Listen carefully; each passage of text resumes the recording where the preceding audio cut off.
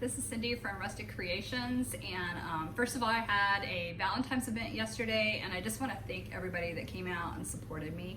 We had terrariums, do-yourself terrariums. Some people did them while they were here. Some people took them home and did them, and then we also had some succulent plants were already potted up and sold, and I just can't thank you guys enough from the bottom of my heart since I don't have flowers yet. But that is something we will continue to do, and then also go out for events and so forth with the terrariums when it's definitely off season for flowers, and then also maybe combine them in also. But just know if anybody else has want anything, just reach out to me. We will get it for you. So today I am starting some seeds, and I told you guys I would share that with you. I started my Lisianthums, and I don't know how many of you are familiar with Lisianthums.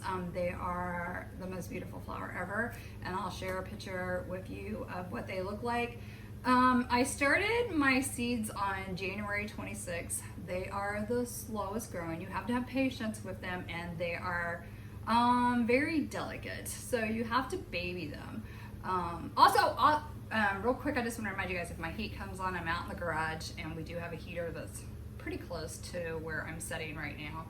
But I just wanted to kind of share with you the process of what I do, and the reason why I decided to share with you guys is because I ordered from Johnny's Seeds my Lisianthum seeds, and I received, one of them was on back order, and this is the Roseanne Brown, which it's got a little bit of brownish and pink to it. It's a gorgeous color, but I want to share with you how teeny tiny these little seeds are. Now these are pelleted, and I have found that I like the pelleted seeds a lot better because they're easier to pick up with a wet toothpick. I'll show them to you here real quick how teeny tiny they are. How well you'll be able to see them. They're teeny, and I think, how many is in this pack here? 250 seeds I just showed you. Itsy bitsy seeds. So I do soil blocks. I don't know how familiar you guys are with that, but it's definitely more environmental friendly, I would say, because I buy old cookie sheets and I get them at the Dollar General store to put them on. I also will recycle, because you know they have to be under a dome for a while. I also will recycle takeout food trays, anything like that comes in handy, because then all you got to do is take off the cover once they start growing. But anyway, so you take the dirt, which I'm telling you, this is the best dirt for soil blocking, is, let me share with you how well you can see it. It's Sport V, and I've watched a lot of videos, and a lot of people highly recommend it, and it does work out really well. So you pour the dirt in here, and you just kind of break up the clumps, and that's pretty easy to do. If you find anything really big in here, because sometimes there's some mulch, this is compost, you may find a mulch or a little branch or something like that. You want to take those out, occasionally a rock, and you just break that up, and you're going to wet it. And you're gonna wet it. You wanna get you always, whenever you're seeding in a tray or anything, you wanna do that with moist soil, because the last thing you wanna do is put the soil in there and put your seeds in there and then water it, because you gotta water it, and it completely just drowns the seed. And with soil blocking, you'll find we literally lay the seed on top of the soil blocks. So I'm gonna do a few here, and I'm gonna show you, and then I'm gonna show you inside my current, I have 3 trays currently of Lisianthums going. And I have one tray, it hasn't started yet, and I started those all on January 26th. So when I show you how little those seeds are, you're gonna see how it takes forever, and I am literally just babying them, and I have them in the house. I won't be doing all my seeds in the house. It's just those just need so much more attention. And I just want to make sure, this is my first time doing those seeds, and believe me, I'm up all night long, all day long, researching them. I just want, they're gorgeous, they're gorgeous. So I'm hoping that I have a lot to share with you guys on those seeds, and I'm excited to share those with you. That might be a little too much, I might have to add some more. And you're gonna see, what I want is a wet soil, but not too wet. But if I squeeze it, hopefully you guys will be able to see it from the camera from there. So here I want to be able to squeeze some water out of it. So that's actually looking pretty good. So let me show you what we do here.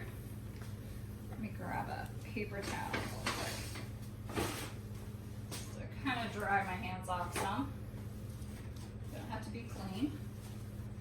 Let me grab my soil block.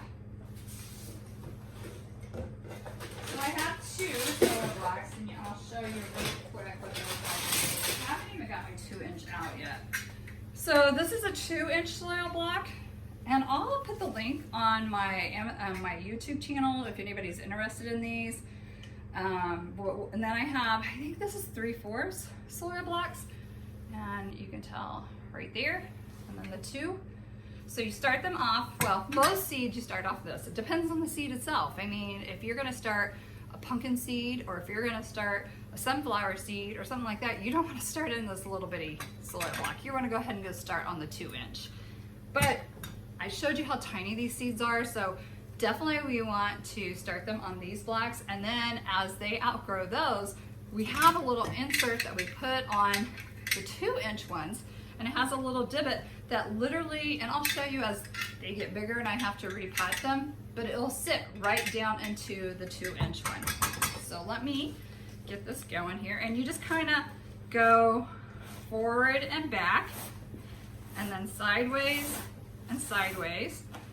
You just want to fill it, and it looks like that.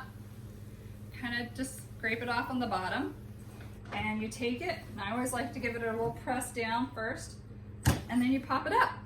I don't know if you can see, and literally you're gonna poke a little seed. I'll show you real quick here how you do that. The best thing about these pelleted seeds also is you can see them. Like the ones that I have that's not really growing very well, you cannot, they're just the brown seeds. So when you put them in the dirt, you can't really see it. So what you wanna do is get your toothpick wet, just get it wet, if I have enough water in there. And then you're gonna take your seed and just poke it, which I got there. I don't know if you can see that little bitty seed. And then I'm just literally gonna put it, there's a little hole on each one of these, and I'm literally just gonna put it on the hole. So I'm gonna go ahead and do this little block, even though I'm gonna be doing a lot more than that, because like I told you, I have 250 of these seeds. So and then you'll be surprised in these little blocks, because it takes up so much less space than if you're using seed trays. I mean, I do have some seed trays, but I prefer to do this way. I have less that I'm storing in my garage, and it's taking up less space on my heat mats. And I know I had a lot of people like, are you gonna start all your seeds indoors? And no, I won't. I do grow my sunflowers. I mean, I may start a few this year just to kind of have a jump on the season, but I direct sow my zinnias, my sunflowers, my marigolds, and so I'll kind of share when I do that with you guys. Let me get these. A few more to go here, but I'm telling you, the wet toothpick is the best trick ever. I say that, and now they're kind of rolling around on me. But 2 more to go. And you know what? This is the best thing ever for me to get my hands in the dirt and start this. Super excited about this year to share it with you guys. see if you can see those little yellow babies. Yep, so that's them. Anyways, really quickly, I'll take you and I'll show you the ones that I have going currently, and then I'll get back at this. So I'll come back to this. So let me go in real quick.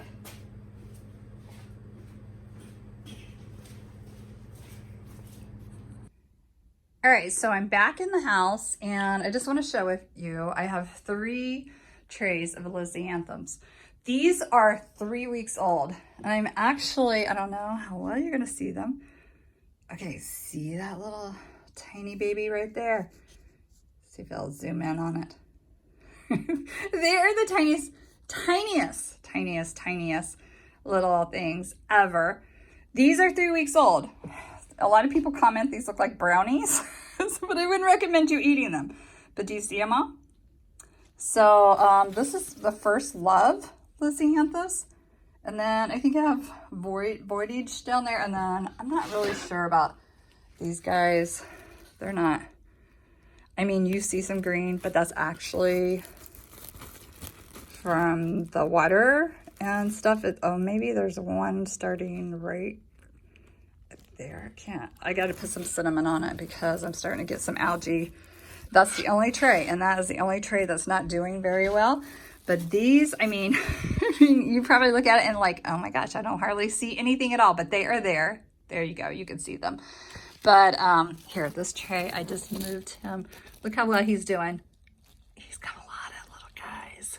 But yeah, so these are the slowest growing, and I'll show you guys some pictures of what each one of these will look like.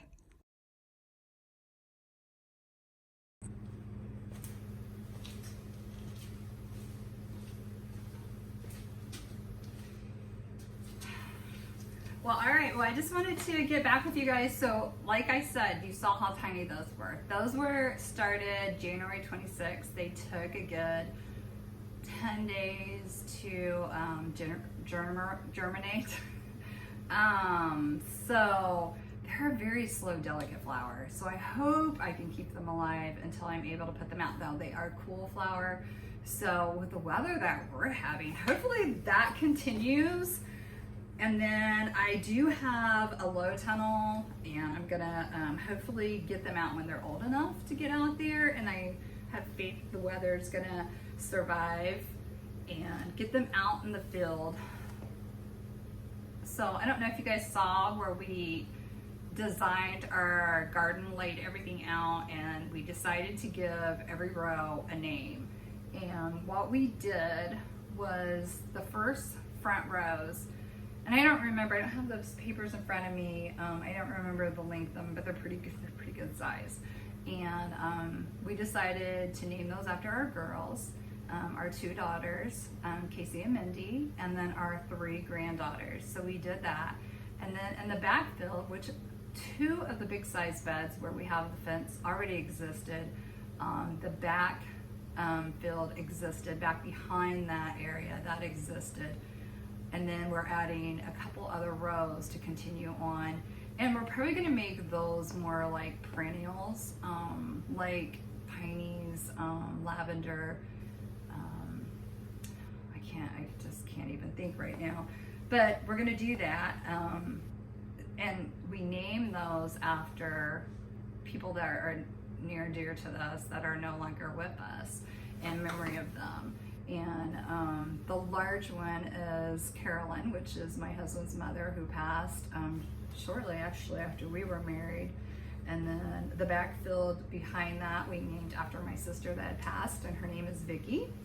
And then I think the next row is after my grandpa, Wilbert.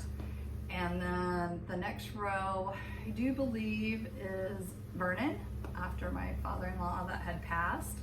And then the next row after that is after Edith, which is Kevin's grandma.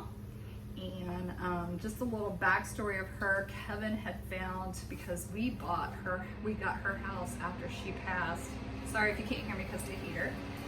And we found a bottle of sunflower seeds. So since then, we have always continue those sunflower seeds, and we've grown them every year. So definitely I designated that per row to sunflowers. Other than that, we haven't really laid out yet because I'm starting my planting now. I'm starting my seeds. I'm hoping this week I definitely have some seeds here. Foxglove, I don't know if any of you have grown that, but it's just gorgeous. I've never grown it before. Definitely some sweet peas, I need to get those started. And then I have some daisies here, some Dusty Miller. I don't know if any of you guys are familiar with that. I have lots of sweet peas actually. And I have a lot of sweet peas that I've already winter sowed, and I don't know how many of you are familiar with winter sowing, but you do it in a jug or a tote, and then or a cold frame, which we did build a small cold frame to experiment with this year, which is just made out of some woods, kind of like a raised bed with a window over it. And then I put them in containers because where we have it, it's just kind of like, it's protected from severe wind, but it is getting sun, rain, and all that. But we didn't want it out because we have pretty high winds here. So we didn't want it like where it could get damaged or like a tree branch could fall on it or something like that. So we put that out there, and then we also saved our milk jugs, and then we've started some because we harvest our seeds every year. We harvest, gosh, I can't even think, coneflowers, black-eyed Susan seeds, zinnia seeds, marigold seeds, sunflower seeds. I'm looking up there because I have boxes up on the shelf. Every year we do it, and but we always do buy in some new varieties just because we want to mix it up. So anyways, so I just wanted to share with you guys my seed processing, and we're going to get off here so I can focus on this and get this done. And then I will update you as they grow, and then I'll update you as I transplant them over to a 2-inch block. So anyways, once again, thank you guys for your support this weekend for our first event. I'm super pleased on how it went. I appreciate you guys all that came and all that have bought something from me in the last week. And remember, do what you love because life is short. Thank you guys. Bye.